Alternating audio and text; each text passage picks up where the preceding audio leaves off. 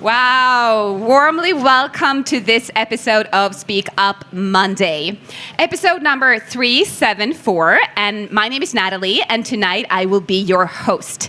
And I am, as always, grateful and happy and honored to be here with these four fantastic, very inspirational, powerhouse ladies. And I will I will introduce each and every one of you just in a little bit. But before we do that, warmly welcome to all of you who's here in the audience as well. And for all of you who are watching live, warmly welcome. So, another women's panel discussion. And the topic for today is how to rewrite your life. So we're going to dive into a conversation about the concept of purpose. So we could be here for a long time, but we will try to stay in the container of, 1 hour to 1.5 hours. So the concept of purpose, the concept of the fact that we get to choose our destinies, our own life paths, and our own possibilities in life, that's very, very fascinating, especially when you decide and commit to change. Because, as we will learn listening into these ladies' stories, it kind of takes something. And most often, to embark on the path of purpose also requires a lot of courage, a lot of bravery, and a lot of commitment and strength and grit and all the things. So as always, we will have a real and honest and authentic conversation, and that's essentially what we're going to do. And I will invite you here in the audience to join our conversations with questions further on. And that's enough for now. Let's invite these ladies to speak for a little bit. So we have Crystal, Kismet, you will get to explain that later.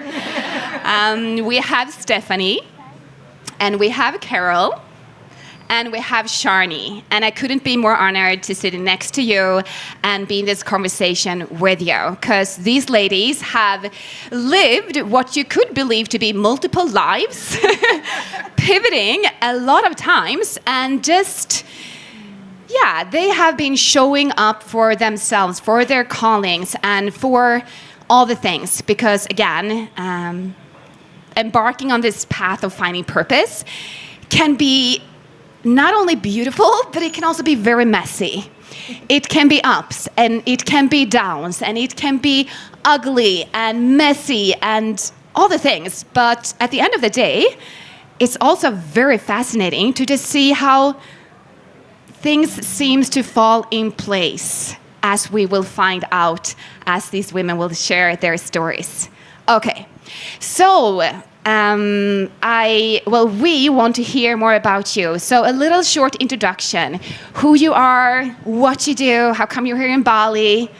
Yes, who wants to go first? Carol. That's fine. Yeah, I'll go first. So, question again? Who I am? Who you are, what you're doing, how come you're here in Bali, in short. Yes. All right, in short, my name is Crystal, but I go by Kismet. As a spoken word artist that has become my identity. I'm from America, born and raised. I came over here in Bali in about 2020, not by initial, I didn't think I was going to be here this long, but by the rights of destiny, I believe I've been here for 3 years now. What I'm known as is I'm known to be a spoken word artist, a spoken word poet, and I have a very deep passion for hydroponic designs. My background is in architecture. I fell in love with hydroponics and vertical farms while I was in grad school, and during that time, I continued to do spoken word poetry. Studied, did an independent journey of learning more about hydroponics, because I believe that it can empower us a lot as individuals to be able to feed ourselves, feed our families and our communities, and reinvent the way that we are taking care of ourselves. And with poetry, I like to use that as a means of me just streaming, the infinite creator's energy,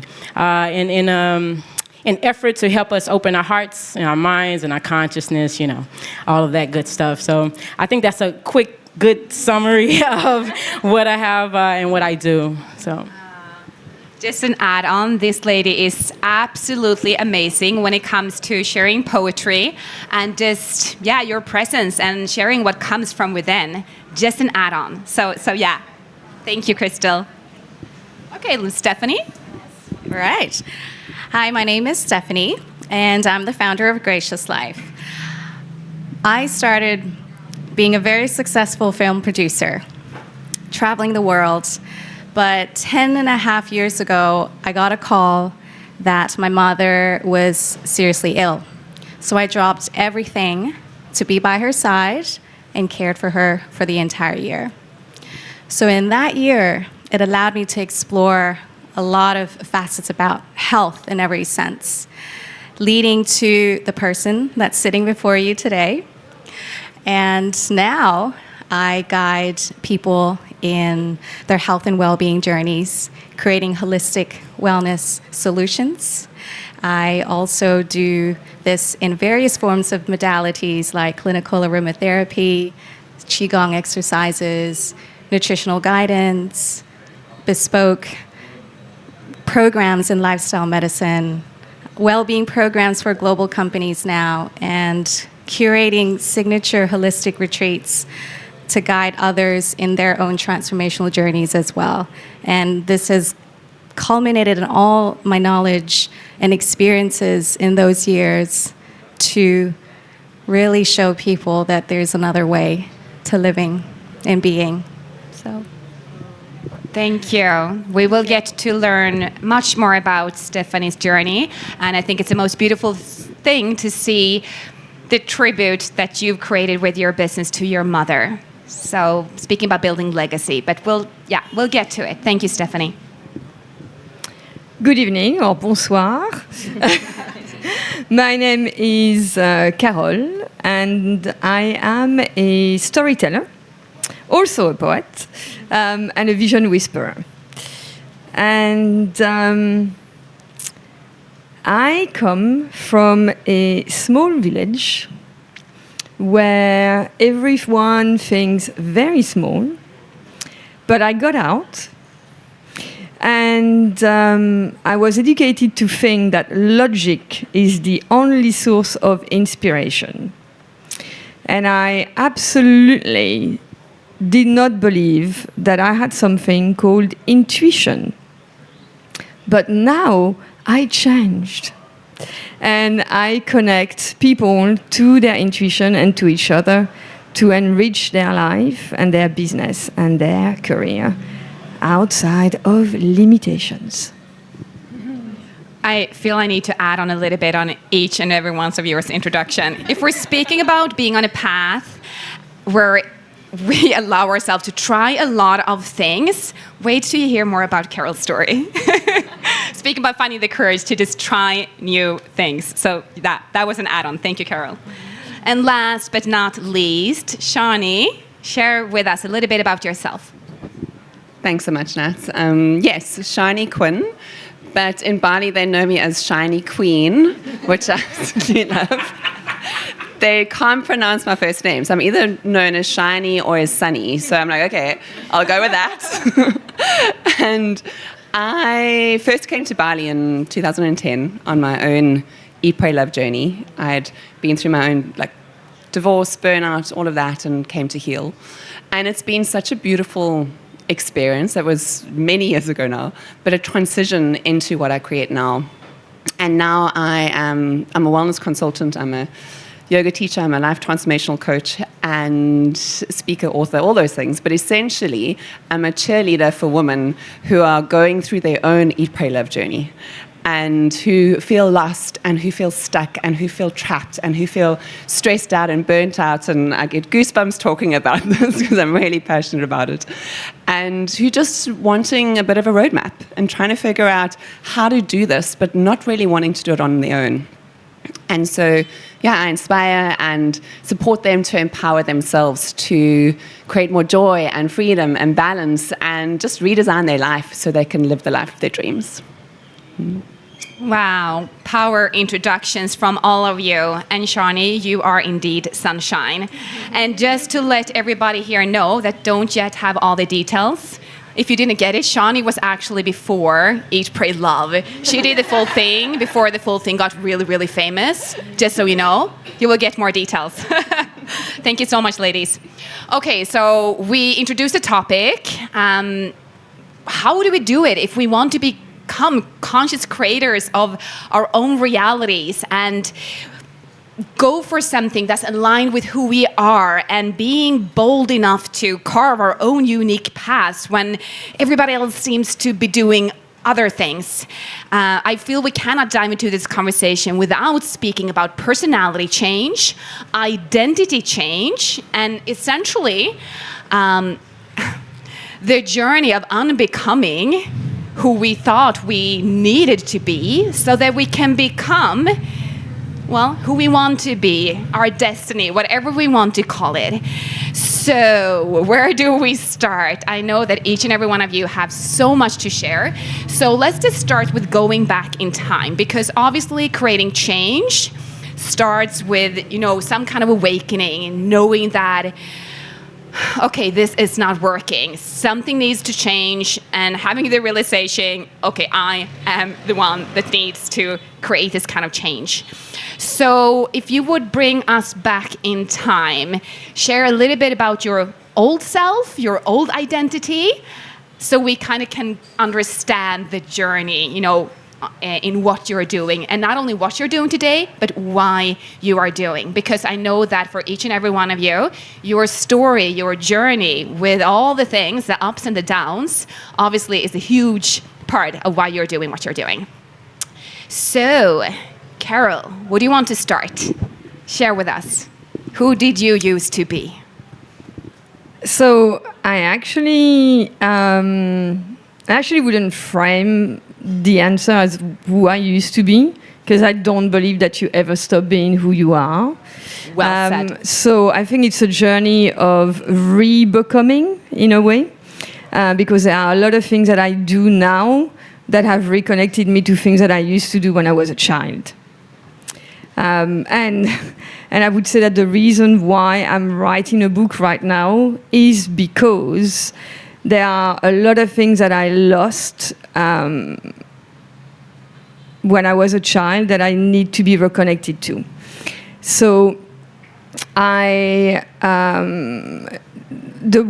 would think the biggest event that really encapsulates what I became and that explains a lot of things about me is the fact that I was sexually assaulted as a child.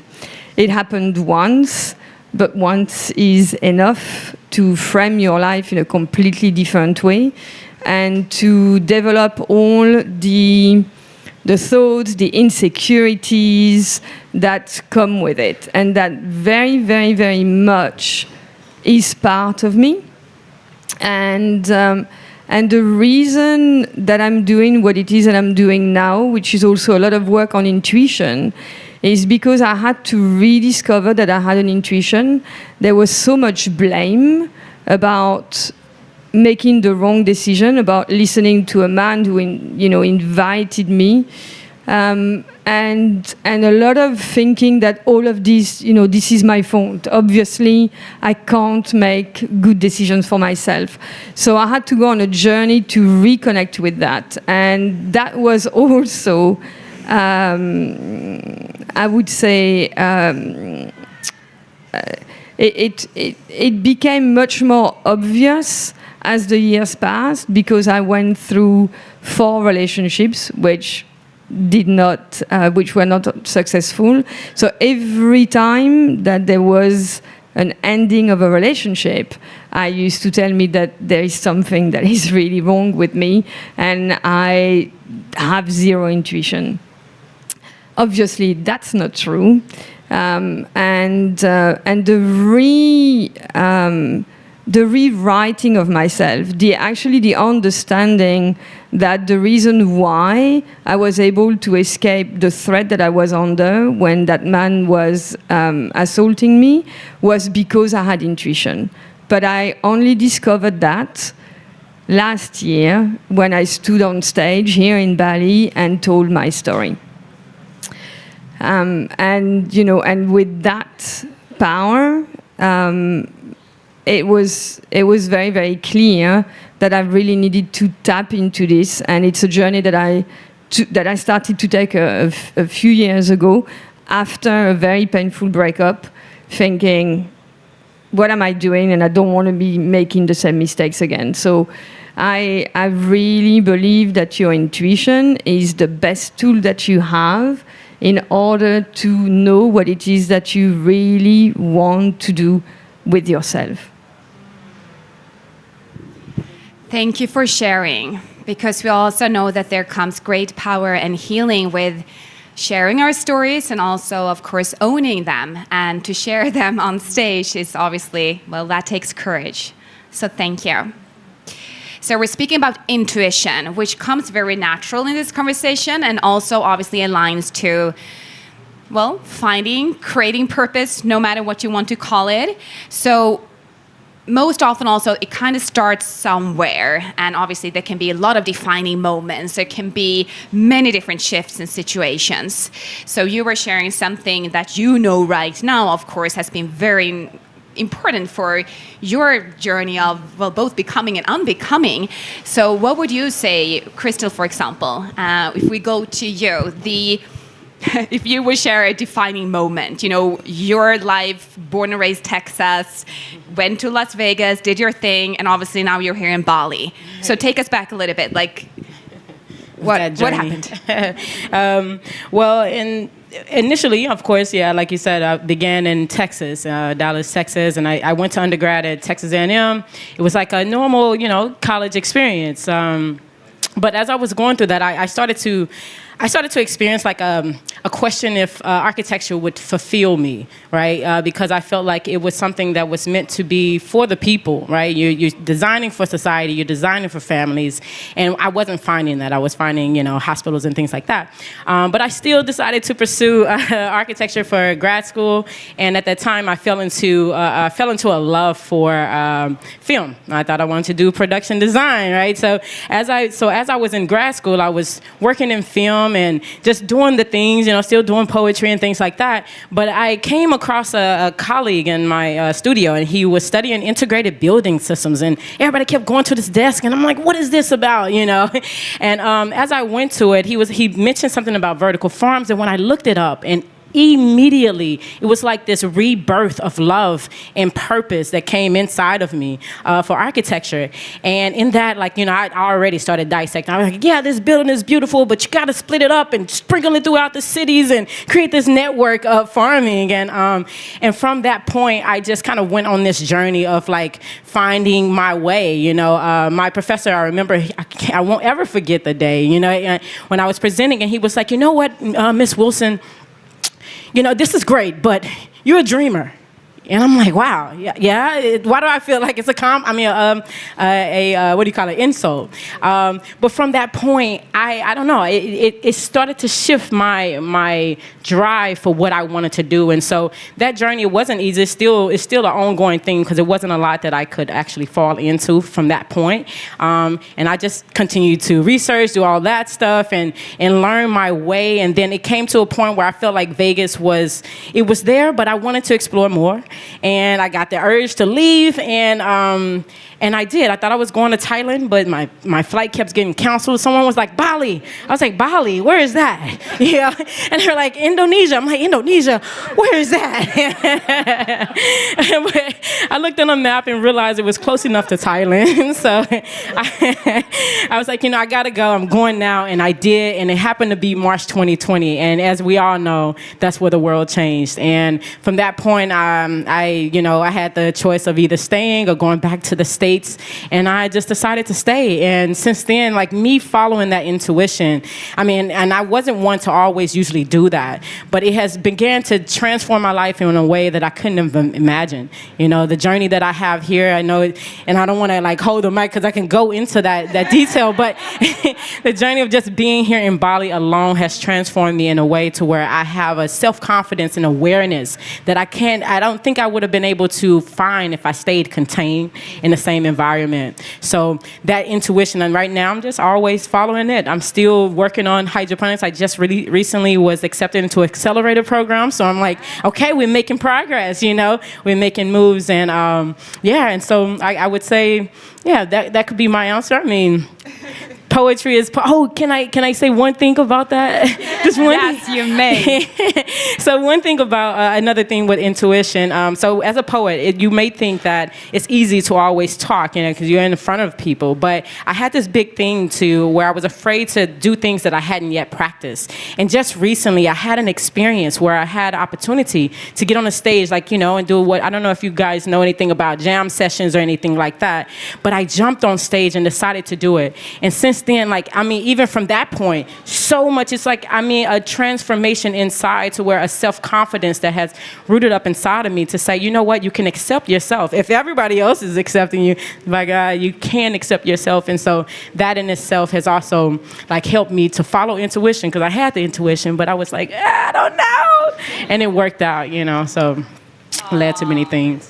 Thank you so much. And I always basically repeating myself, but I feel like when we get to be with passionate people who are just losing themselves in their own passions, it's just such a beautiful thing. And you said something beautiful. You said something like, ooh, I felt as if I was being rebirthed with love and light and aliveness or something like that. And just, with purpose. and following intuition and trusting. And I remember in the beginning of our conversation, Crystal was sharing a little bit because I knew that you did poetry, but then it was like this whole hydroponic thing, and I was like, ooh, interesting combination. Interesting, I've never heard about that before. And you were like, I'm trying to see how I can merge this. I was like, keep me posted. But I love that, because if it's one thing that I've learned, and Bali keeps being such an amazing teacher, if you have a huge passion, you can make a business out of everything if you have that as an aspiration. So thanks for sharing your passion. Thanks so much. Okay, well, let's take Stephanie. Sure. Yeah. Well, I gave a little intro, a bit of history earlier. But that point, that defining moment in my life was when my mother's diagnosis. And as I mentioned, in that year, I really explored a lot of things in terms of holistic health to support her. And when that time came, I saw a huge difference in what I could do to support her health, mental, emotional well-being at home, to really improve her quality of life. And I think for cancer patients, that's really, really important. And so one day, we were living in Sydney. My husband asked me, what do you want to do? Because my heart was no longer in that film world and advertising, and my passion was no longer there. And I just said, I don't know why my heart is calling me to be helping people. I don't know where, what, or how this is going to happen, but that intuition led me to feel this. And it's like, all right, let's move to Bali and let's just see what happens. And as with anything, going through grief, processing, life-changing moments, I actually shut everything off. I shut everything off that I learned that I knew was helping, including myself. I was actually, I was able to reverse a condition that doctors told me that was incurable in that year. And as with people that you love, you feel like you could have helped them, but even though it was beyond what you were able to do, beyond your control. So I shut everything off because I felt, well, I'm not going to need this anymore. So one morning in Bali, we moved here. This was maybe a year or so later. I had this huge wake up, like a shake. And the message, or someone was talking to me and said, Stephanie, you are so selfish. It was just that message. You are so selfish.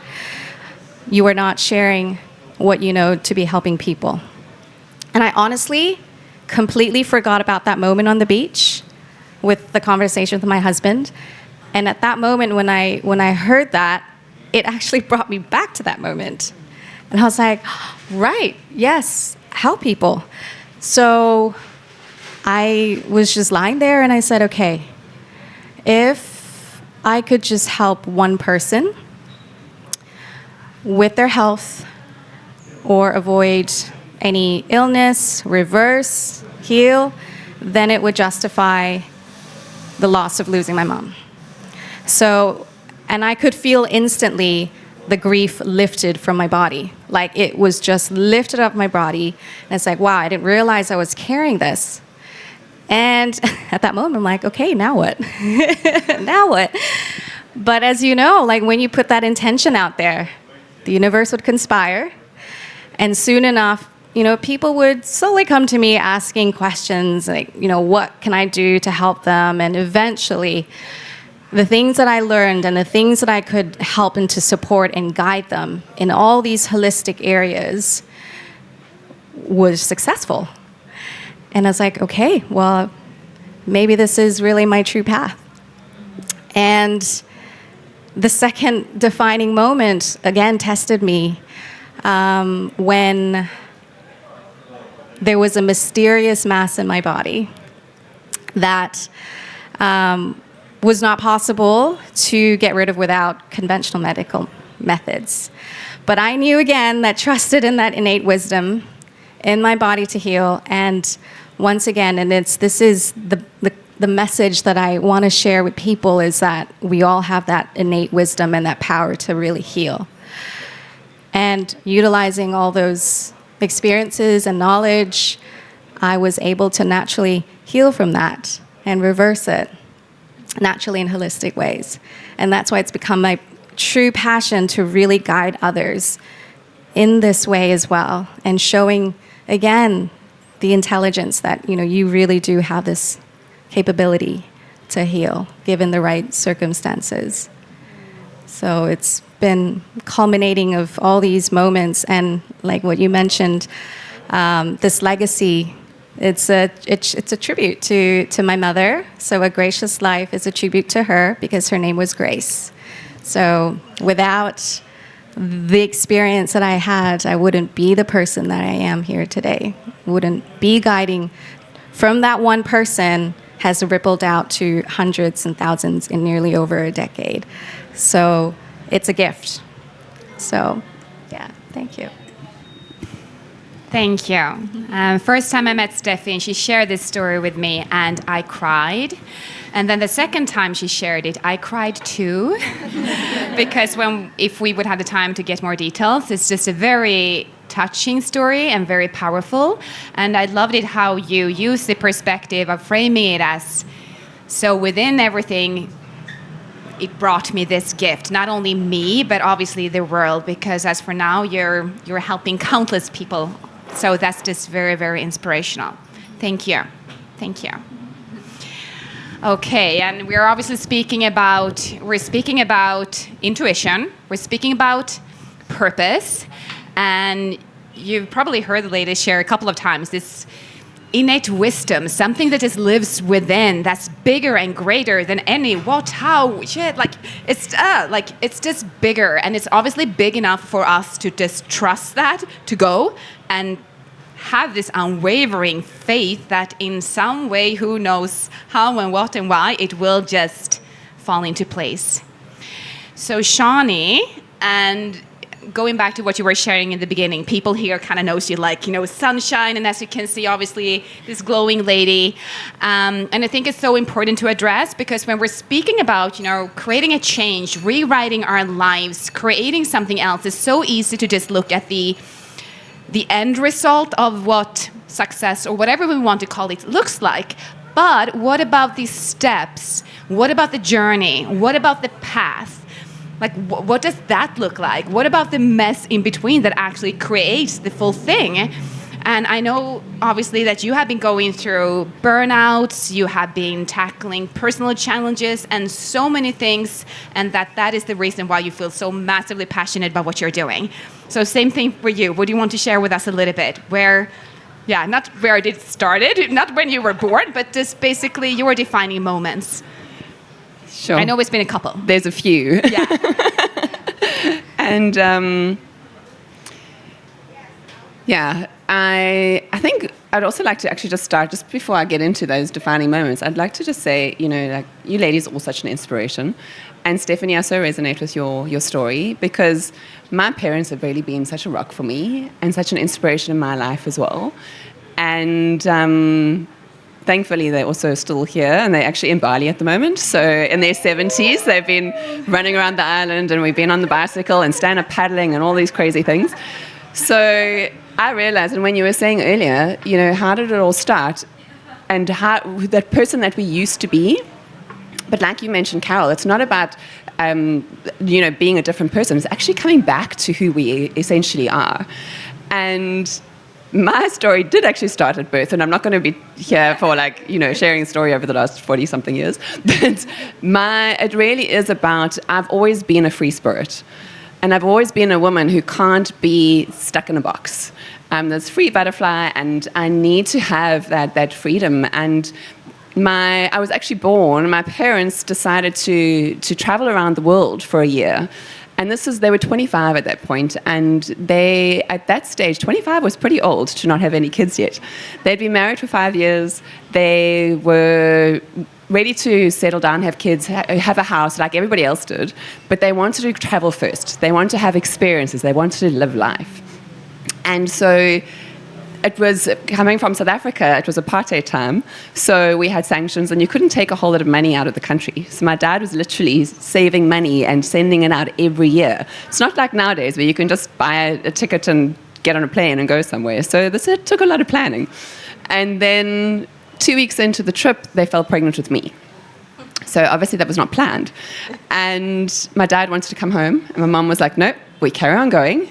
So adventurous spirits, definitely, and living on the beach in Greece, and eating apples to clean their teeth, and swimming in the sea to have baths. And she went to the gynecologist for the first time when she was 8 months pregnant. And so they are just such a great inspiration for how I live my life, which is like, I have no idea how it's all going to work out, but I'm going to trust the process, and I know it always will. And they had me in Australia, which was their last stop, got my passport, and then 5 weeks later we went back to South Africa. So that's where it all started. And so for me, it's really about listening to that intuition and being that free spirit. But somewhere along the line, I got lost. And a lot of it had to do with me trying to please others, and being the people pleaser, being the yes girl, being the wanting to keep everybody happy, being the perfectionist that I used to be. And I was in advertising, so very similar, advertising world, and we had our own advertising agency, my husband at the time, him and I was just working myself to death. And I went to a workshop, and a beautiful, amazing coach who landed up being my mentor and my coach later on. And it was all about intuition and purpose and wholeness. And in that moment, I realized I don't want to just sell things to people. I don't want to just make the world look pretty. I want to really make a difference. And so that's when I decided I'm going to leave the corporate world, and I'm going to go into and teach yoga.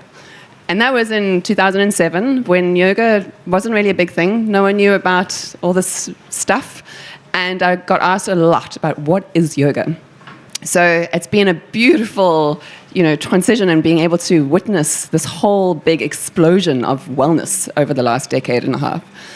And then did my teacher's training, got into yoga, did all those things. Then my ex-husband and I, he wasn't an ex at the time, we moved to Cape Town, and for the lifestyle. And then he was diagnosed with bipolar. So we had about 2 years of him going through the ups and downs and the which medication works, which doesn't. And at that stage, I was the breadwinner. I had to be there performing, supporting, earning the money, doing design work, trying to get my yoga business going. And I don't know if there are any yoga teachers out there, but you'll learn that you don't make any money as a yoga teacher. So it was a little bit of a challenge. And just supporting him emotionally and, the household, all of that. And eventually I realized that I was so depleted. I'd lost myself completely. My health was a mess. I had my doctors and my homeopaths telling me that I needed to get rid of the stressful situation because I was going to land up with type 2 diabetes or some kind of irreversible disease. And that was a big wake-up call for me. And I thought, okay, something needs to change. And for a moment, I sat down on my yoga mat and I just had this quiet space and I tuned into myself and listened to this intuition, which I hadn't done for a long time because it was scary. I didn't want to hear what it was saying. So I cut it off and I just ignored it until it was so loud. And it just said, Sharni, you need some space. I thought, I can't take space. I'm married. You can't just, take space when you need to. And so I didn't. And then in the end, I was so drained and so depleted, I actually had nothing left in me. And there's a whole long story so I won't go into all of that now, but in the end, we did separate, we got divorced. I then, 3 days later, got on a plane. I was like, I'm flying to India. I need to hide in an ashram and just heal myself. So I went to India for 2 months. I went to Bali for a month. That was the first time I came to Bali. And I went to Australia for 6 months. And so I did this 9-month journey, which was my follow the sun journey. It was, I only wanted sunshine. I only wanted good, happy experiences, which of course that's not how life works. But I was like, if I can orchestrate this, I'm only going to do sunny places. And had this incredible experience. And along the way, I was doing yoga for charity. So I was doing 108 sun salutes every week. I did 108 sun salutes on the solstice and equinox days. And so in the end, did 4,644 sun salutes over the 9 months. A lot of sun salutes. And I was giving back to the underprivileged children in South Africa because I felt like it's not just a journey about me. Yes, I need to find myself and I need to rediscover who I am. But it's also like, how can I give back while I'm doing that as well? And how can I not only focus on myself, but how can I really support others? And one moment was I was at the Yoga Barn in Bali, which is this amazing, incredible wellness center, and this tanned hippie facilitator. All of us in Bali know exactly what I work there now, so what we all look like. And she said to me, she said, Sharni, what do you want to create in your life? And it literally just hit me. I was like, I want to create this healing journey for other women.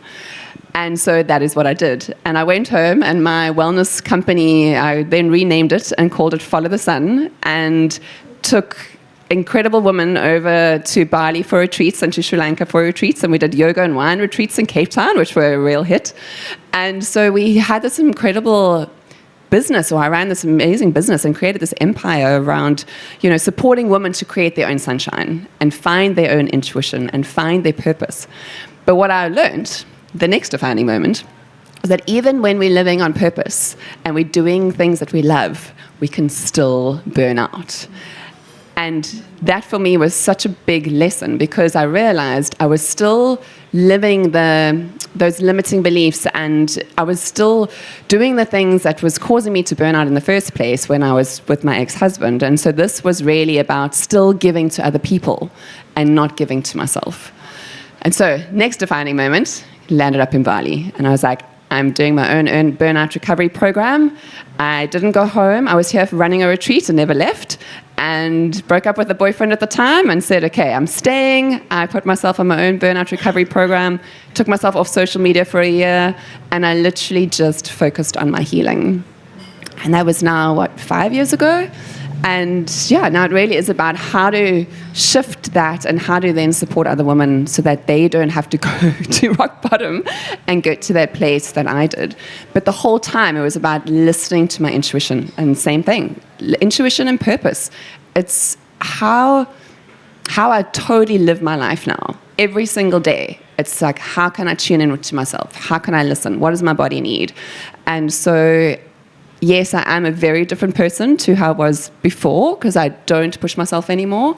I very much live that balanced life of yin and yang and being in the middle. But essentially it was coming back to myself again. Okay, so that was a short introduction of each and everyone here, and obviously we could dive way deeper. But as you can hear, we have a couple of things that keeps coming up. We're speaking about intuition, we're speaking about trusting the inner voice, creating some kind of space, and essentially creating space for asking ourselves, what do I want? It's a simple but so powerful, a profound question that obviously if we decide to sit with it, tune inwards, and really ask ourselves, what do I want?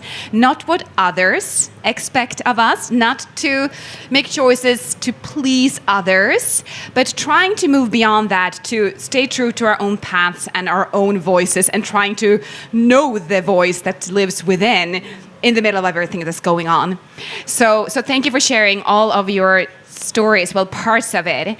And obviously on this topic, having this concept of who we should be, and when I say should be, obviously coming from, well, we all have it, society, norms, culture, conditioning. Carol, you were mentioning limiting beliefs.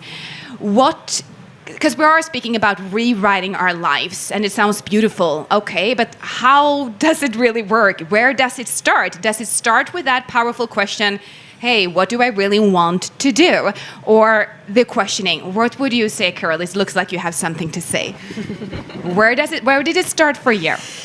It started out of survival. It didn't start out of what is it that I want to do as such. It started because I knew that I had to escape the small thinking and the small village. And I didn't think about the why. I just thought, okay, I have to go. I've got to do something. And there was an opportunity to. I was offered after I finished university, and I did a degree in retail in France because my parents are small shopkeepers, so it was obvious that it was supposed to be the thing that I wanted to do. And at that time, I was so entrenched and in my fight for women emancipation. Yes, I had a father who had still has very little respect for women. It's the truth. And I also had a mother who had very little aspirations for me as a woman. I was not supposed to be intelligent. I was not supposed to be independent. I was not supposed to be able to think for myself. And I knew that it was wrong. And that was the intuition. Like, I knew that was wrong. I didn't know why. It's not like I had many role models, to tell me that it was the case. But something, when something is wrong, when you eat bad food and you can't digest it, I'm French. I just knew. So I didn't question it. I finished university. I couldn't speak a word of English at the time because my first foreign language is German, and then I did 2 years of ancient Greek. And I went to the UK. And I went to the UK in 1990, 1991, when the USSR, the Soviet Union, was collapsing. And I met a young woman over there who became a friend. And I had always been very interested in the Soviet Union, because, of course, I grew up at a time where half of the world was cut. Like, you just couldn't go there. You couldn't go east, yes? And suddenly doors were opening, and I thought, this is a historical moment. I have to be able to experience it. And I asked her to find me a job, and she did. And I received a letter 9 months later, yes, because took a long time to get news at the time, and I packed a trunk and I crossed Europe in a week. That's what it took. Just to say that intuition. So you actually defined it as this voice of wisdom. Yes, it is also a voice of madness. And I can vouch for that. Because at the time, I didn't even know where Lithuania was. I didn't know that it was going to be minus 30. And I brought my little, the only pair of shoes that I had at the time were summer shoes. I was mad. I was so completely and utterly unprepared. But there, I met 3 entrepreneurs, half Belgium, half Bolivian. I started helping them opening supermarkets. They then gave me the keys to the first ever self-service supermarkets in town. So I was there in Lithuania, in Vilnius. And I managed that supermarket for a year and a half. Then I imported fruit and vegetables for the supermarket because we were growing. And then I had enough. And I became the assistant to the cultural attaché, and I organized events, drinking champagne and eating caviar. Amazing! It beats cold rooms and fridges any day. And then I fell in love. And again, that wasn't like my intuition in a way. Like you do things and you don't think. And then you have to make decisions that might not make any sense if you continue to define yourself as this independent woman. I fell in love with a tall Danish man who told me that he didn't want to stay in Lithuania. And I wanted to. This was my home. I speak the language, I had put a lot of effort and time. And women, when they invest time and effort into something, it's very hard to walk away, which is why we're rubbish at living bad relationships. That's another story. And for all the love, that I had for Lithuania, and I really, really, really, really wanted to stay, I also had this chance to follow love for the first time in my life. I didn't find love until I was 23, or had a relationship before that. So I had to trust someone. I didn't only trust myself here. I had to trust someone, and I followed.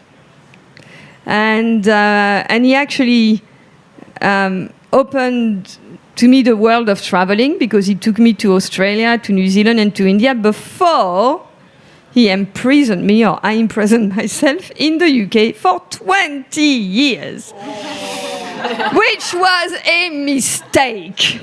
But it is also the other thing, is that whatever happens, whatever you lose, there is always something that will happen to put you back into place. Yes, and several things happened when I was in the UK. The first thing that I could do was be a cleaner. So I moved from the French embassy, which was amazing, to cleaning toilets in a bed and breakfast in Essex, England, of all places. Which, if you know anything about Essex, you will understand my pain. And unfolded afterwards a career in tourism, and then I became a lecturer in tourism, and then I created my own consultancy business in tourism, and then I had several breakups that led me to taking a coaching course, to relearning about intuition, and to ending up in Bali. Yes. So when we speak about intuition, we never know where it comes from. I don't think there is a recipe. I don't think there is a formula.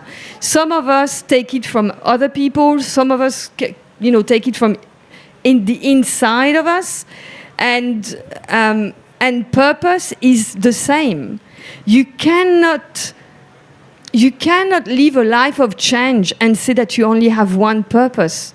You cannot expect to wake up one morning and say, this purpose is going to be the purpose for the rest of my life. That just doesn't work like that.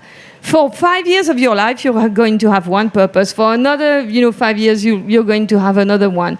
You just don't know. The only thing that you can do is just open yourself to being adventurous and to understanding that intuition can make sense or can look like pure madness. Wow, I think this lady just framed it very, very well. Well, you all have. So to just mirror what Carol was saying here, yes, I think we all can agree, especially just listening to your stories. And yeah, a lot of you are smiling and nodding in the audience as well. And perhaps you who are watching live can relate to a lot of things, even if the journey might look very different. And I loved what you were saying here, Carol, because I think it's very common to have like a concept of we get this one calling, like this one shot, and if we screw it up, that's just like not good, instead of just realizing when we do follow that inner voice, whatever we want to call it, intuition and all the things, well, we are actually very much allowed to pivot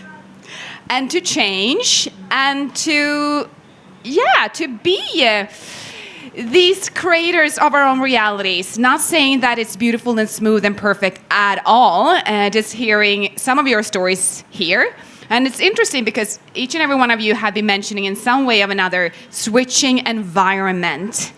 And obviously living here in Bali, for all of you who are here, know that, well, Bali, often called like the creative capital of the world, is a very amazing space if you want to be surrounded by people who have big minds and visionaries and dreamers of all sorts and so on. So instead of perhaps, like you were mentioning, Crystal, you kind of felt a little bit assaulted almost from a professor who were like, yeah, dream on. Like, hey, guess what? You know, you obviously decided to be bigger than that and trust what you were feeling within. Same thing with you, Stephanie. You were sharing having this huge wake up, hearing this voice, you know, it's time to, you just got the solution from really stopping and listening to yourself. Carol, your journey, you just shared it. And obviously, Sharni, same thing with you. It's been multiple shifts and pivots. And I think that also just really acknowledging you, because I know also firsthand how much it takes to really be brave enough to pivot, especially when you might have, you know, paid a lot of both time, money, and you just find out that the plan that we had so beautifully had in plan just was not the plan that obviously we were going for. And then what? Well, then we have the questions about, oh shit, I think I've heard all of you saying, what the fuck do I do now? Like, what now? And shit. And then just, oh my God, okay, deep breaths. And yeah, you have been mentioning space, all of you. So to just go back to the topic of the conversation, we're speaking about purpose, callings, following our own paths, and yeah, whatever that takes. So the concept of purpose with your perspective, would you just want to share a little bit? And you can bring parts of your story to it, because I hear you speak about, you know, same, but different, but I also know that each and every one of you, you're sharing from with your own journey in consideration. So yeah, it looks like Sharni. Yeah? Me. Yeah, the concept of purpose. For me, purpose is about being in alignment. And it's aligning and tuning into, like, what is this, I know we keep talking about intuition, but what is this inner voice really saying? And it's been so many years of practicing that now I know straight away, I'm like, that's my intuition, and I'm following that. And it might mean totally changing my life, and I'm totally ready to do that at any point when my gut is telling me that. But so often, my clients and my ladies are all saying, but how do I know that's my intuition? And I find that's the biggest question, is like, how do you know? And well, there we go, goosebumps once again, a great example. But for me, intuition is always, it's almost like your soul is speaking to you.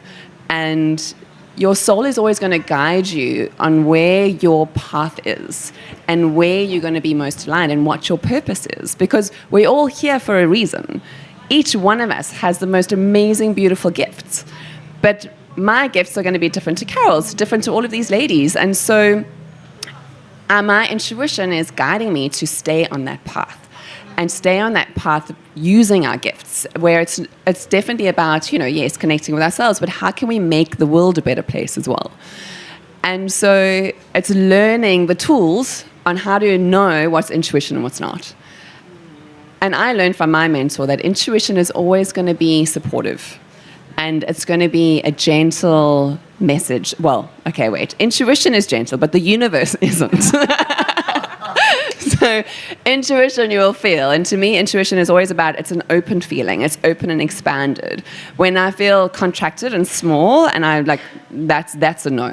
When it's a full body yes, I'm like, okay, I need to do that.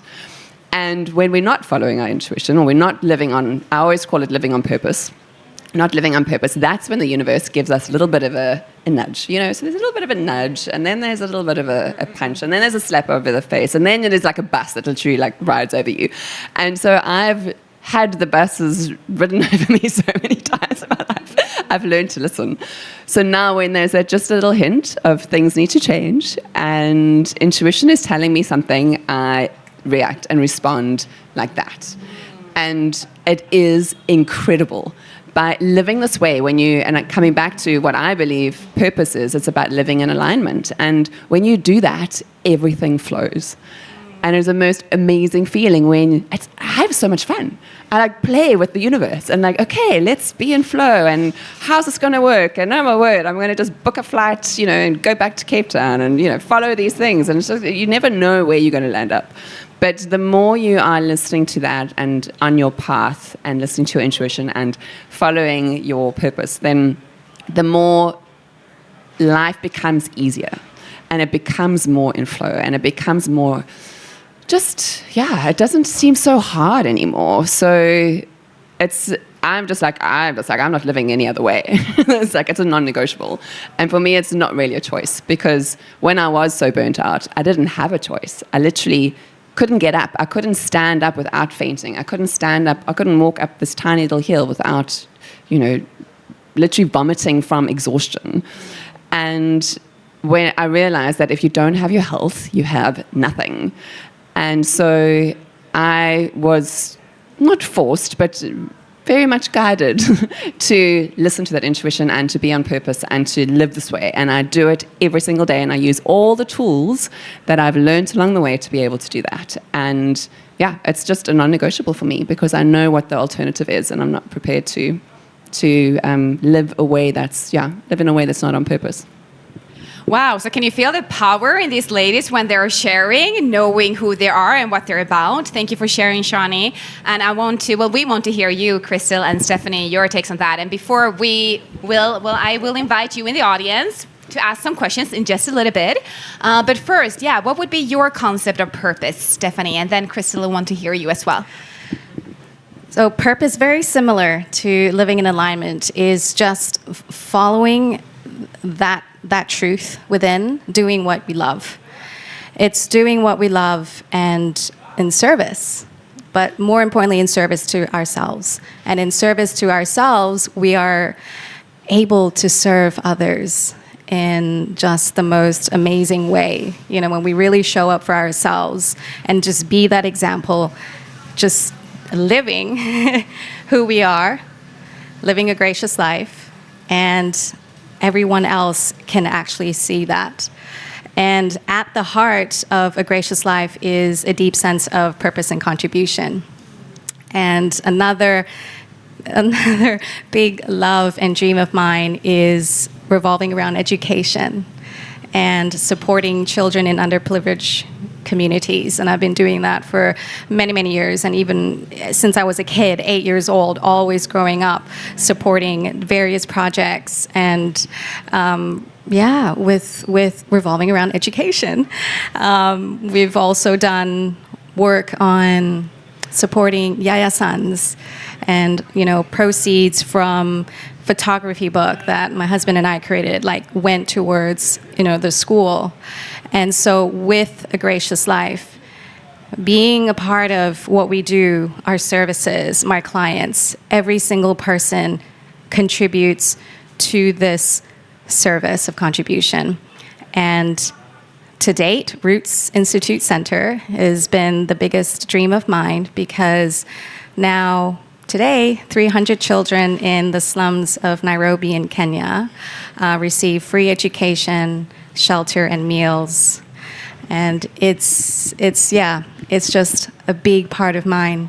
And again, following that purpose, following that intuition and what we love, things will, again, the path would be laid out to you. And so it's been such an inspiring ups and down journeys that has, brought many, many opportunities to really, really impact people. So not only are we impacting in the people around me, their own health and well-being, but they're also changing the lives of other people. And that, to me, is beautiful. Yeah. So Wow. And we will share more so people can learn more about this beautiful project. And yeah, Crystal, Kismet, purpose, with your beautiful wording. Yes. Well, in relation to what has already been shared, is, I like to think about purpose as far as like, what is the ultimate purpose, right, when it comes to life and soul being? And of course, when I think about it, because we come from one source, it's always a matter of evolution, to evolve, right? And at that core, I believe that innate inside of our hearts, a lot of us are like always looking for purpose. We're trying to find it, but it's hidden in our truest desires and our truest heart desires. Like that's the pathway. And it may change over time, because time, of course, brings different circumstances, brings different parts of your evolution, and as you evolve, you become more of a conduit of light, right, and a conduit of love and all of that which we seek. And that purpose is always the same. It just looks different in different ways depending on how our heart is resonating, what our intuition is telling us in that particular moment. And so for me, when it comes to purpose, yes, it's just in that, it's in the trenches of your heart.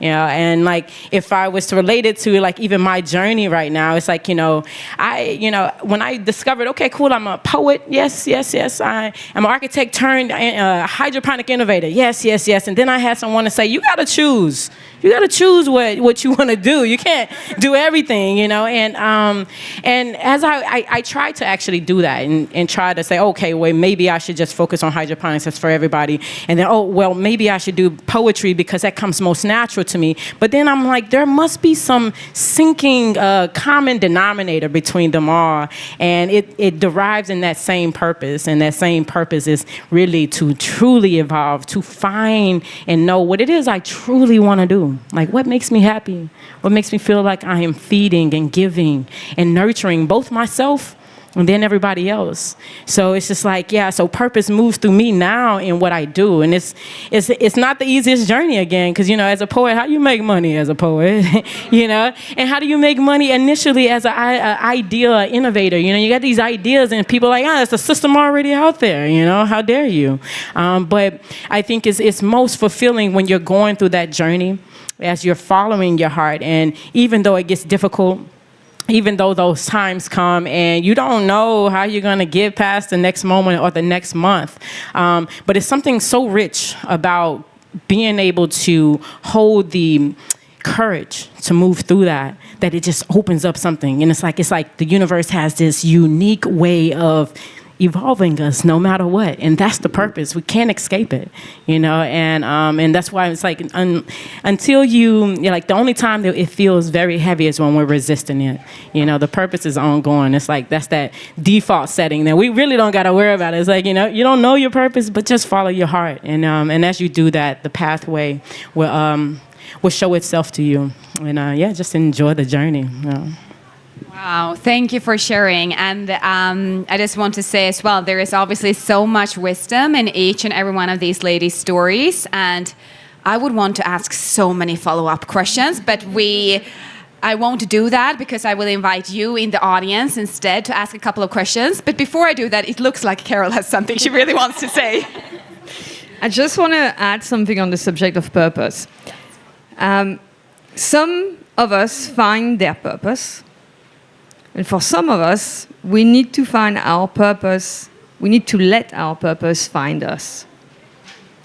So I would not, panic. My purpose found me. I wasn't in a place where I was really open to it. My latest purpose found me. Yes. I was virtually having a conversation with my ex-partner. I put the phone down and I wrote one sentence. Something came to me where I needed to write that one sentence. That one sentence became the beginning of a book. It became the beginning of a short story. That short story became a present to him. About a year later, I read that short story to a couple of friends who said, we need this to become a book. And it has now, become my purpose because of the meaning of the book and what I am writing about. So And poetry came back to me like this, as well. It wasn't my intention. It just fell on me like the rain. But that time I didn't have an umbrella, so I'm still, in it, and I'm still being drenched. But it's warm water, and it's something that is very, very beautiful. And and to add to everything that has been said, this thing about alignment, there is also another way to express it. It's to live with integrity. And I think that this is very important for everyone in every single area of their life to question themselves and to say and to ask, am I living with integrity? Because if I want to be healthy, I can't smoke. Yes? If I care about the ocean, I can't surf and smoke. Somehow that looks to me to be out of integrity. And it requires a lot of ability to be courageous to look at yourself and to say, yeah, I smell. Yeah? Let me readjust what it is all about. But this is this thing. It's courage to go out to do things, but it's also courage to address the imbalances, the lack of integrity that you live with. For me, that's really true courage. It's the courage to show up for yourself. Thank you for that powerful add-on. How we choose to show up every day so that we can feel that we do live in integrity with ourselves, our highest values, our hearts, whatever language we want to call. And summarizing what you're talking about, following our hearts and trusting our path, even when it does not really feel logic. It probably isn't logic, but it is what is right for each and every one of us. So also, if you are watching, and for you who are here in the audience, consider this to be a huge permission slip to just go for whatever it is that your heart is calling you to do, and just keep this unwavering faith and trust in knowing that when you, me, all of us follow what lights us up from within, well, somehow the puzzle pieces will fall in place. And look at these ladies. You end up actually serving the world and making a difference that really truly matters as well. So that's just super powerful. Okay. Thank you so much for sharing. And for you beautiful people sitting here and just smiling and being amazing. Who would want to ask a question? A follow-up question to any of the ladies? Yes, I know we have someone here who wants to ask a question. Shoot, do you have a mic? Yeah, it's ladies who go first. Ladies first, obviously. I mean, Miss Gentlemen. Thank you, so kind. First of all, thank you, ladies, for sharing. You guys, your energy, you guys are emanating, you're glowing, and it's super nourishing. I'm like, I don't even need to eat dinner because I feel like I've been fed. So thank you for that. Oh, sorry, mic drop. Question I would have is, it's very clear that you guys you continue to discover your purpose and become who you are, and that's an ongoing journey. And so for anyone who is watching who doesn't have the ability to be in a place like Bali, which just gives you so many of those gifts, I think it'd be really helpful if each of you could share from a recent moment where sometimes your inner critic and those limiting beliefs and things that come up when you're doing work that is so intrinsic to who you are, can get the best of you. Is there something in each of your individual toolkits that you do, maybe one thing, to reconnect with your intuition and kind of set you back on that path of your Google map to your end destination?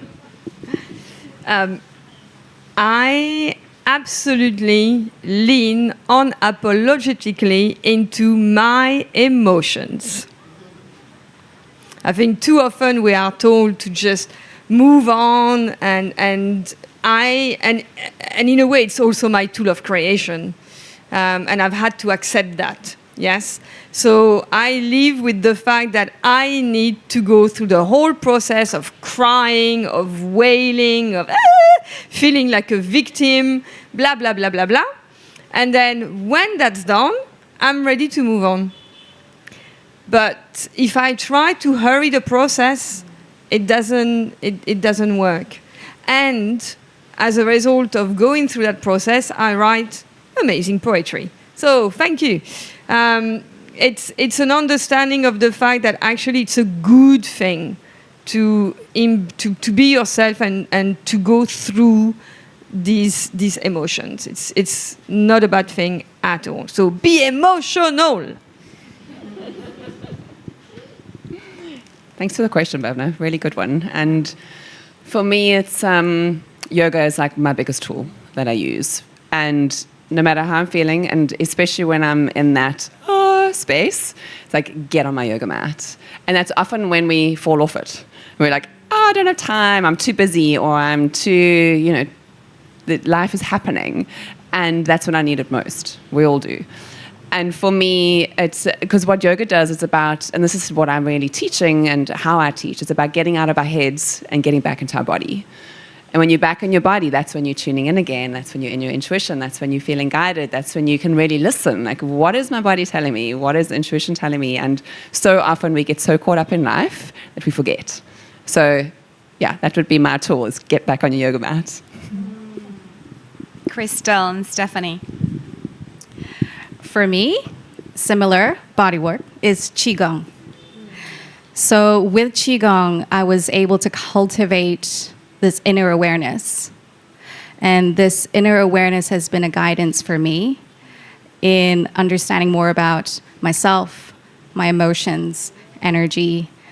And it actually allowed me to conquer a lot of mental and emotional challenges, truthfully, because, with Sharni, like always like people pleasing, like constantly thinking about what other people think and, what am I doing? That has reduced a lot. And there was a moment that there's one point on one of my sessions, it was just like, I don't care. It's like, I really don't care. Liberation. It's like, I really don't care what other people think, what I'm doing. And these, like, doubts, obviously, like, you will still keep coming back. We're only humans. But I keep coming back to that stillness, that awareness. And then I'm just like, it just feels so liberating and free when I go, poof, it just go, poof. And then literally just watch it go away. And so that's my tools and one of my little tools in my little toolbox. Yeah. Yes, thank you for that question. Yeah, it's one to sit with, But for me, I like to center back into meditation, and sometimes it's not the sitting in an Indian stand or what do they actually call it? What's the lotus pose? Yeah. It's not actually that physical setup, but it's a centering. I think sometimes we get so caught up being a victim or being something that things are happening to, as opposed to being an experiencer, being an observer. And, because I feel sometimes for me, when I get overwhelmed, I'm realizing my ego is really in the place. Whether or not I just want to get on a stage and do a great performance, or if it's something that I just want to make a call to ask someone a question, it's usually my ego that is getting in the way. And usually when I settle back in and kind of like, when I do that, everything else sort of finds its place, and I just become a part of this experience again. And so once it's settled, the thoughts and things like that kind of settle in. You just fall back into your vibration, and from there I can make that follow my intuition and actually hear what I need to do next, and just how to really truly just be authentic. The authenticity has been my saving grace recently. Like, even before I got the mic, I'm like, sitting here like, what am I going to say? I'm like, wow, that was good. I don't know, And it's like, and then when it comes to it, the mic's in my hand, blank, and it's like, just be authentic. Just center yourself and know that we're all here on the same plane trying to just figure it all out. And it's really just that, just recentering. There's this quote, I keep saying it all the time, from Michael Singer. He talks about the lake. this lake. You heard of that? He's like, you look at the lake. You're looking at it, you see a reflection. And most people see their reflection in the lake. And the message behind it is that actually, though, there is a whole lake that you're not seeing, but you're seeing you. You're seeing you of the whole lake. And we do that in our lives and in reality, as opposed to allowing ourselves to, again, be the observer, be the experiencer in that reality and say, hey, this is happening, the bug is in my face. And it's like, the bug is in my face, get it out, as opposed to the bug moving by or circumstances coming into our lives. And it's like, wow, this circumstance sucks, but let me sit here and be in it. And then be authentic in my response, not reactive, but authentic. So, yeah, centering and finding myself into the authenticity is my main go-to. So, yeah, thank you. Great question as always, Bhavna. And what I hear you say, all of you, is basically just finding that spaciousness to find yourself and hear what's going on, whether it's about recognizing the emotions or the ego playing a show with the same old low vibe stories and just ultimately letting go. So thank you for sharing. Okay. Yes, it's your time. Oh my God. Well, thank you. That was very inspiring and lovely to hear all your stories. Mine was actually quite a similar question in a way, but one of the things that I think, listening to everything you've all said, it's all about intuition. But there's many things for people, and a lot of it is fear, a lot of it is trust, a lot of it is belief, a lot of it is capabilities, and where people don't know their next step or next path. So if you were going to give advice to future people that are going through divorce or going through illness or going through change or going through different spokes of their lives, especially for women, forget about men, we're all lost. Let's think about that. So what advice would you give to all those women out there that are actually wanting to change, struggling, mothers, children, everything else, single mums, etc.? What advice would you give to them to say, believe in yourself, trust what you can do, and move on, take that next step? Beautiful. Also, beautiful question. And it's so true, because not everybody has this opportunity to be in Bali and have this freedom and live this amazing life. And what I always say is this is living on purpose and following our intuition and having this incredible life is not just for a select few. It's for everybody. It's for you too, including you, even though you're not a woman. So yes. I'm working on that. And just something that came to me was when I was in my deepest, darkest space of despair, I was sitting around the campfire with my parents who had removed me, literally taken me out of the space with the situation I was in with my ex-husband, because it was actually quite traumatic and dangerous, and they just took me out of that space. And we were in the middle of nowhere. There was no cell phone signal, so I knew he couldn't get hold of me. And so it was a space where I felt safe again. And I had them there as support, and they've always been there for me. And my mum started talking about this one book called The Shack.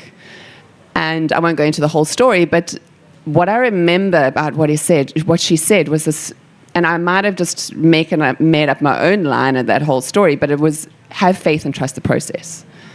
And that came through to me. It was like, have faith and trust the process. And I just repeated that over and over again. I mean, I wasn't sleeping at that time. I was such a mess.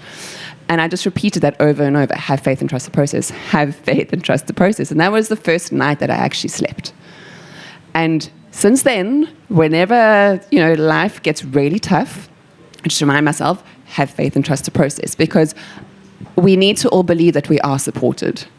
And I believe there is a higher power that is there supporting you and guiding you. And it's just about creating that space and letting go of this life that we feel like we should be living, and let go of the expectations that we have, the trying to please everybody else, all of that, and just trust and know that you are totally supported, and you just need to follow those signs, and they're there for you. And the more we do that, the more, as I was saying earlier, the more everything opens up and flows. And that's for everybody, including the single moms who are having a really tough time, including the care workers, the caregivers, it's just have faith and trust the process. To mothers specifically, the question that I would ask myself is, what kind of legacy do I want to leave my children?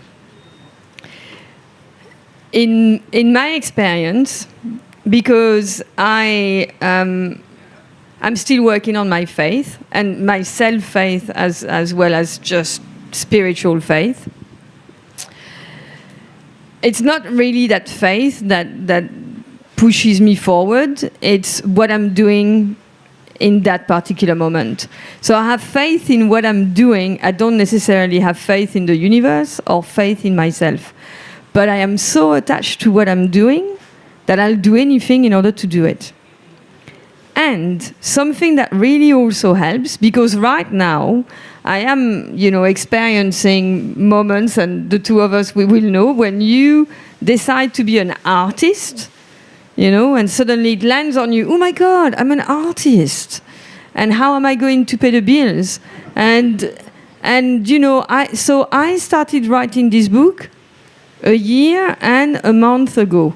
If I had known that it would be taking such a long time, I probably would never have started it.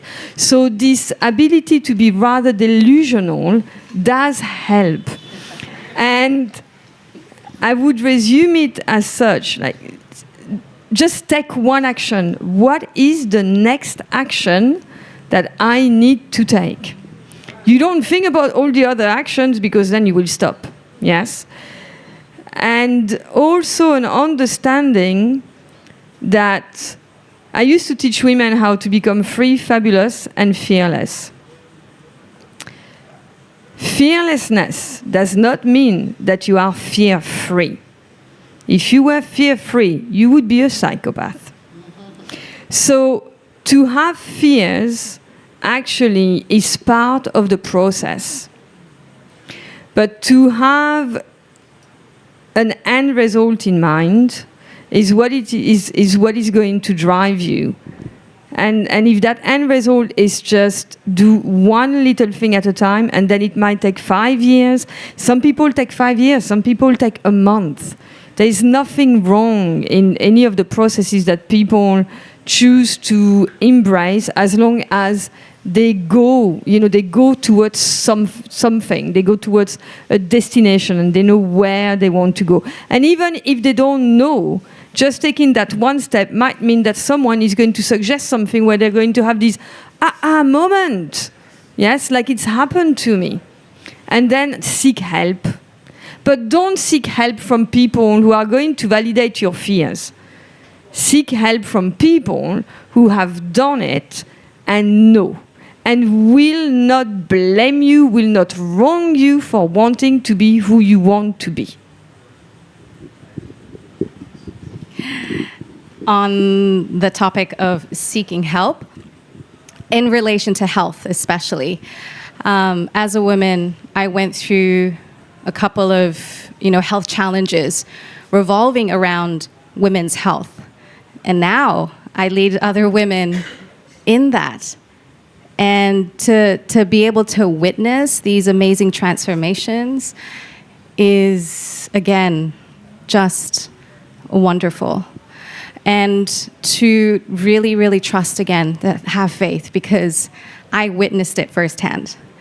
Witnessing it firsthand is so different, and I am that guide. I am holding their hands, these women, mothers, just to not be scared. I was there. I know that feeling, but I'm there as their guide to walk every step of the way with them. And just having that trust and that your body has this intelligence. And I'm here to really guide you in that journey along the way.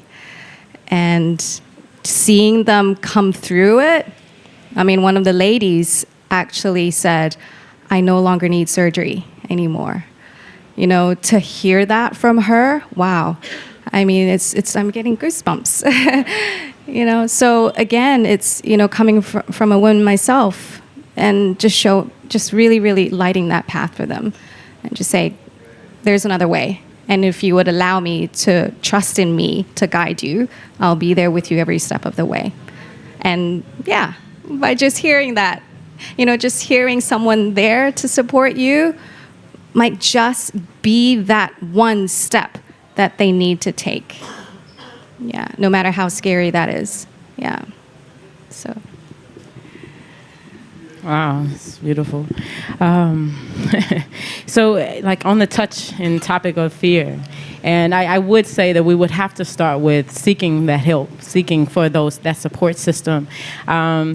I know, because I can only speak right now in relation to just following your dreams and that fear of if you have, and I don't have any kids, but you have things in your life that feels like kids, things you think you are responsible to taking care of. And what I would say to many of them who are holding fear, in order to take a next step into maybe changing their lives, you have to sit back and think about what is fear actually, what is happening? What are you afraid of? Are you afraid of getting to where you're going? You afraid of trying and not getting there? Well, that will just put you right where you are, And so the idea is to maybe when you're holding fear, to sit back and reevaluate it. What is it? What is that? And then think about what the next step would be. I know for me, a lot of times, because if you would have asked me hey, Kismet, you're going to go to Bali and stay there for 3 years. No way. My idea was 6 months, right? But taking a step and ultimately believing in I like to say some higher strength inside, to lean on to say everything always works out. It'll always move in my favor so long as I keep my heart right and make the steps that I truly want to do, and to say that and to have the audacity to say I'm worth it. I want what I want. Now, if I see a life for myself, why not start? Who else is going to do it? Nobody's going to come knock on the door or make that phone call. As much as we want that to happen, that's not how it happens. We have to take action. We have to create the avenues for things to move through and into our lives to change it. But if we're doing the same thing, nothing changes. It can't come in because we still have that same wall up. We still, same boundaries, So it's we have to take that initiation. So I would just say, if you see fear, that must mean that there's something else greater on the other side, and to just step into it, and find the support that you need, find those people who hold the strength that you're looking for in order to make that next step. So, yeah. Thank you very much. Amazing. Because this is about a woman's panel, right? So this is about other women that are out there in the world that, we're all lucky that Bali is a gifted spiritual place where people can find themselves. There's many places around the world where people are struggling, and Africa is one of those big places. So then if I was going to say this last thing, if there's one word that describes all of you, all 5 of you, by the way, not all 4 of you, all 5 of you, what would that word be so other women can look at you and go, yep, that's me. Or that could be me. One word each. Yeah. Yeah, one word each that describes you. It can be the same word. If you all say the same word, it's fine. But just. I would say phenomenal. Phenomenal woman. Because that embodies so much. Phenomenal woman. Yeah. So yeah. Mine's got to be gracious. Yeah. Amen. Committed. Can I have a few words? I was thinking the same. You're the only one that would want a few words. So mine would be not perfect, but real. So my word would be real. Yeah. But I had to explain that. Okay, your word. I love the question. I was also, can we have at least 3? I'll make it very simple and I'll answer and say love. Yes. Thank you for your beautiful questions. And do we have time for more questions, or is it time to wrap up? Okay, so it's time to wrap up, people. But we can some more questions after. Yeah. So exactly. We, of course, the ladies, we will be here. So if anyone in the audience here have any questions and you want to ask the ladies anything, feel free to stay and hang around because obviously we'll switch off the cameras. But yeah, we will still be here. So to summarize, thank you so much, ladies, for being here and sharing your stories, your journeys, and being real and giving so much light and encouragement about what's possible when we tune inwards, and to really fully highlight it's going for our heart desires using, your description, Crystal. It's not selfish, not at all. It's actually perhaps the first beautiful step to actually contribute in a greater way, in a way that feels aligned. Speaking about, our own personal definitions to following our intuitions. And obviously we could dive so much deeper, but to mirror these ladies, I think it's very fair to say that it takes something, it takes commitment to change, and it takes awareness that might not always be comfortable. Very often it's like very uncomfortable, and that just says that, growth is happening. And also to just be willing to show up for the work, not one day or, when it feels good, but to show up for the full thing when it feels like rock bottom, beyond rock bottom, and another rock bottom, and more than that. And obviously that's also how we grow as we go, and that's how we develop resilience. And listening to you, each and every one of you obviously have so much wisdom to share, and we are just scratching the surface. But we're already a little bit over time. My apologies, but it was just too good to interrupt. So, again, thank you, ladies, and for all of you here in the audience, because we are co-creating magic here. You are sitting there and smiling and being beautiful and asking interesting questions. So just know that we're all in this together, collaborating. Having said that, a couple of extra thank yous. Robert, I don't know where he went, but Robert, obviously, for being the founder that creates the space with Speak Up Monday for all of us to come together here every single Monday to get inspired by each other. And Bhavna happens to be here as well, another one of the co-hosts. And also, Tropical Nomad. You guys are amazing, and the people, I see Ayu, Ichi, Guzman, Hadis. It's such a blessing to come here. I repeat myself every time, but I don't care. I will keep repeating myself. It's a blessing to come here and to just be invited with these gorgeous smiles of yours. And Robert, I just said thank you to you earlier, but anyways, so thank you, ladies. Thank you, Robert, for creating Speak Up Monday. Tropical Nomad, all you people, the audience, for everybody who's watching live. Yeah, super, super honored to be here and share this space with you. And on that note, before we really wrap up, where can people find you? You can find everything in the show notes, of course, but where can people find you if they want to learn more about Sharni, Carol, Stephanie, and Crystal? Where do we go? Instagram or website. All the details on there for me. Instagram at Carol_the_storyteller. agraciouslife.com, and on my Instagram, Stephanie_agraciouslife. Instagram, Kismet Crystal, and that's Crystal with a K, and kismetcrystal.com. I mean, it's in the works, so don't judge me, you know what I mean? but yeah, those are the two, Instagram and my website. Yeah. So I just want to say mine is actually sharniquinn.com. There we go. So we can... And I'm also on YouTube. Okay. Do we have any more add-ons? We'll share a PDF. Yes. Yeah, again, thank you from the bottom of my heart to all of you. To all of you who are here, Robert, Speak Up Monday, yes, but Tropical Nomad and so on. And obviously, we will be here next Monday again, as always. And if you want to dive into the topics for next conversation, just dive into the WhatsApp community or just check social media to get all the details. And now we're really wrapping up. Thank you so much. Thank you.